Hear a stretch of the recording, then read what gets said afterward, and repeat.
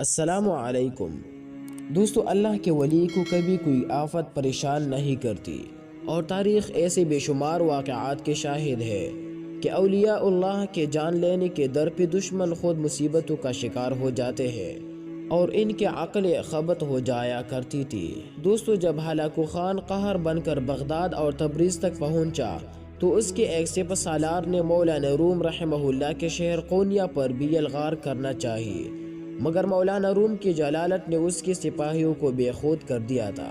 یہ ولی اللہ کی شان ہے دوستو کہ زہر، تلوار اور آگ بھی اس پر اثر نہیں کر سکتی۔ 13ویں صدی میں ہلاکو خان کے سپہ سالار بیجو خان نے قونیہ پر حملہ کیا اور اپنی فوجیں شہر کے چاروں طرف پھیلا دی، تو اہل شہر تنگ آ کر مولانا روم رحمہ اللہ کی خدمت میں حاضر ہوئی اور عرض کی کہ اس قہر کو شہر برباد ہونے سے روک دیے۔ آپ رحمہ اللہ نے ایک ٹیلے پر جو بیجو خان کے خیمہ گاہ کے سامنے تھا جا کر مصلی بچھا دیا اور نماز پڑھنی شروع کر دی۔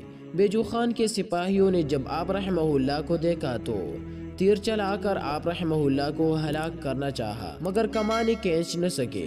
آخر دوستو گولی بڑھائے تاکہ تلوار سے قتل کر دے، لیکن گولی بھی اپنی جگہ سے ہل نہ سکے۔ تمام شہر میں غل غپالہ پڑ گیا۔ سپاہیوں نے بیجو خان سے جا کر یہ واقعہ بیان کیا۔ اس نے خیمہ سے نکل کر خود مولانا روم رحمہ اللہ پر کئی تیر چلائے، مگر ایک بھی مولانا روم کو جا کر نہ لگا۔